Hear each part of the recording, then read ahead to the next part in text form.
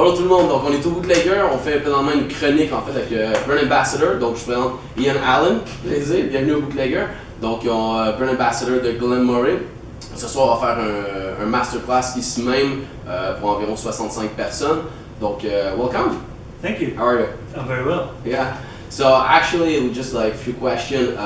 First of all, like, can you tell us about your background and where did you come like to do to be now today like in the whiskey business? Yeah, so well, I kind of spent most of my life in the drinks industry in one way or another. I went to university in Aberdeen, studied a law and management degree, so I'd initially aimed for law, but fell in love with alcohol instead, so that was my route defined from that point onwards. I just took a part-time job in a wines and spirits store in Aberdeen while I was at university. I ended up looking after the kind of spirit side of things. Ended up managing a number of shops around Aberdeen when I graduated, and then decided to take a more direct path within the whisky industry. Moved back home, being born and bred in Speyside, that is kind of the mecca for whisky, so decided to go home, got a job at another distillery, I don't know if I should say their name, but got a job at the Macallan distillery. I loved it, we had a great time there, moved across to Glen Moray coming up to 14 years ago now, and haven't looked back since. And since when you're doing that, like from the beginning, so when did you start from Macallan actually? I started Macallan in 2002. And you were making the visit for everyone that was visiting the distillery, right? Yeah, so I managed the visitor centre there. There was an element of being involved in whisky shows around about the UK, so I got a real taste for being involved away from the distillery and being able to talk about brands and products out and about. When I moved across to Glen Moray, there was certainly more of that became part of the job. And ultimately, I've always seen it as the same job, really. Whether you're doing it at the distillery or away from the distillery, you're still talking about the product, you just don't have the facility of pointing at the stills or parts of the production process. So yeah, so I love it, and it's an opportunity to get out and about, to meet guys that you generally wouldn't get a chance to speak to within your distribution. So it creates a more direct connection between market and the distillery as well. So I think it works well, and I really enjoy it. What do you like the most about Glen Moray? I mean, like when you made the change from Macallan to Glen Moray. It was a change. It was there was less marketing money behind it, so you had to be a little bit wiser about how you spent that money, how you approached the marketing and promotion. And even in my years at Glen Moray, that has changed. New ownership, the focus on the brand and the product has become much more defined and much clearer. The markets have opened up around the world, and the opportunity to be involved in that has been the part of Glen Moray that I've enjoyed the most. And just to see a product which I always loved, Glen Moray whiskey, to just see it flying, to see it out in a global scale is quite exciting. And through the last year, I mean, like probably like around the world, like you saw like the sales going up, like here in Quebec, we just got like the Glen Moray actually like the port cask, the peated, and the Chardonnay the last year, and for the quality price, it's like unbeatable right now at the ACQ. Like you saw like the sales going up, and well, I have to admit, I'm not involved in sales, so I get the nice part of the job. You see like more people getting like interested in the brand. Absolutely, yeah. What we're doing out and about, the products we're bringing to market, new and interesting expressions. Allowing those experiments that were kind of kept hidden in the warehouse out into the light and letting people try them and taste them, whether that be the Chardonnay cask, the port cask in the UK. We just recently launched a cider cask, which was very new and innovative, in fact slightly controversial, but seeing these kind of more experimental things, Graham has always, our distillery manager, has always liked to be a little bit playful around the product and to see how it works with different casks, and now getting the opportunity to get these out and being able to talk about them is quite exciting. Great. And you told me that it makes 14 years that you're for Glen Moray. It'll be 14 years this year. Great. What is you're the most proud in your career at Glen Moray? Where's the most proud? I think the role I kind of do is kind of the bigger part of my job is managing the visitor centre. We now see over 24,000 visitors at the distillery from a start of about 4,000 or 5,000 visitors. So I'm proud to see that taking off and to be working as well as it is. We've got a great team at the distillery that allows me to escape and come out and do stuff like this. So yeah, it's kind of most proud of the team and the work they've done and the work we have done at the distillery is great to see. And yeah, proud to be able to get out and talk about it. You know, the company has kind of put their trust in me to get out there and be the one to speak about the product as often as I can. So. That's right. And for you, like, I mean, like, on your personal side, what are you the most proud of? What did you learn that really, like, a memorable experience? A memorable experience. Or in all your career, actually? Well, I think, you know, my first international trip, I always look back on that because it's slightly daunting when you're sent out with a suitcase full of whiskey and have to go and entertain people and keep them interested and help to promote the brand, and you know, being able to, you know, having the confidence to get out and do that, I think was kind of a proud moment in my career, and being offered that opportunity and the trust within the company to do that. I think so. That was back in 2009. I did a big whiskey show in Frankfurt, which was quite exciting for me at the time. It will be nothing like today. This is gonna be better. But sure. Actually, a question that we already, like, I always have when I'm making like tasting, presenting whiskey. A question that we often have as a bartender. How did you fall in love with whiskey? How do you say, like, that's what I want to do? I love that spirit. You know, like, personally, my dad was not drinking whiskey, and that's what I'm doing, like, for all my life now. Yeah. So, how did you come to this? How do you, like, what was the first whiskey actually that you drank?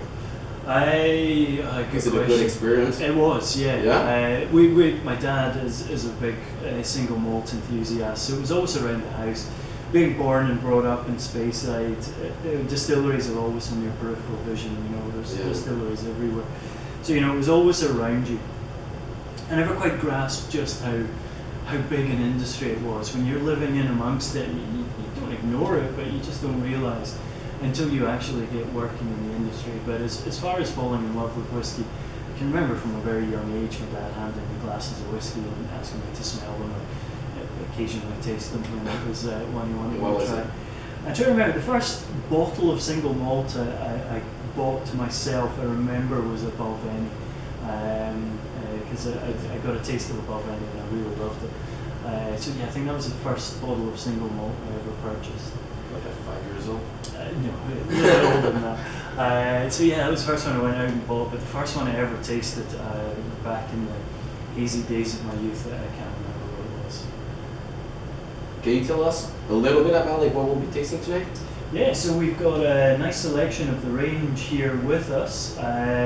Throughout, we've got we've split the range into kind of 2 or 3 ranges. So we've got what we call the classic range, which is their kind of non-age statement whiskies, slightly more experimental with their cask finishing process, and these are really kind of flavour-led whiskies that are bringing people in to the single malt category at a very affordable price, but you know, great quality and different points in the flavour spectrum. So you can choose where you want to come into single malt, and if you are a single malt enthusiast, there's enough there to interest you as well.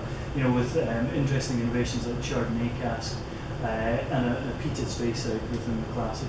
We've also got the port finish, which is a personal favourite of mine. I think Glen Moray really shines when it's put into a port cask. We've then got the heritage range, which is our age range, slightly more traditional approach to it, with 12, 15 and 18, using bourbon cask majority. The 15 is a mix of bourbon and sherry, but the 12 and 18 are straight bourbon cask maturations, American oak maturations. Then we've taken for prestige the Mastery, which is a limited edition which we released in 2017. Graham Cool, our master blender, pulled together some of our older and rarer stocks to create something to celebrate our 120th anniversary. So that's something we shipped along specially for the trip. Yeah, great packaging. How many bottles in Canada? There's none here apart from the ones I shipped over. Ooh. So this is a little treat we've taken over to let people have an opportunity to try. Yeah, sure. There's a limited edition, 1,000 bottles. Little nod to our history of being quite innovative with cask finishings. We were amongst one of the first distilleries to do finishes. Mm-hmm. What we hadn't done before was bring together different finishes into a final product, and mastery is a kind of a nod to that part of our history as well. But just a fantastic whiskey, and looks super shiny, and it's nice, prestigious packaging. If you had one, actually, like, there's somebody like never tasted Glen Moray before, which one you would suggest him for a first draft? I always reach for the 12-year-olds. If anybody comes up and asks that question, I've never tried Glen Moray, what should I try? I think for me 12 is a kind of flagship single malt for us. Not only does it really show the kind of traditional side of the distillery, but it's also a great expression from Speyside. It's got a real kind of traditional Speyside characteristic, a lovely balance of sweet and spice, and it's got enough richness there to keep the real whiskey enthusiast interested, but there's also a softness to it that's a great introduction for anybody who's new to single malt whiskey as well as Glen Moray. And all the other ones, your personal favorite one? Personal favorite, we'll take mastery out of the equation. Yeah. I think the 18. Yeah. I think the 18 for me is just one of these great whiskies which does all the simple things, but it does them really well. There's no real bells or whistles to it. It's just a straightforward bourbon maturation. It's non-chill filtered, so you've got that slightly higher strength to it. It keeps things simple but really effective. It's a great Speyside. If you got the information, do you know where the bourbon casks are from? We get our casks from the Speyside cooperage, so they can come from different bourbon producers. We say American casks. I'm being a little bit incorrect in saying bourbon because we use things like Jack Daniels and things like that. So they're not all bourbon casks, American oak casks. Good. And like actually, like this year, I think Glen Moray made like a huge impression actually in Quebec for the prize in ACQ. How you will compare, like, what is your number one competition, or how you compare the Glen Moray to it? I think within the single, working in the industry, there's a kind of there's a little bit of competition, but it's an industry where people are friendly amongst each other. There's a sharing of information. So maybe the higher up the kind of ladder you go in the corporate structure, you might see them more as competition. I see them more as friends within the industry. Mm-hmm. Making whiskies great quality single malts, which keeps the category interesting, keeps people, you can be a bit migratory around single malts. So I never like to see any of these competition, but similarities, any kind of the kind of nice, clean, fresh Speysiders will be seen. Or you will compare it to what other brand? Tough one.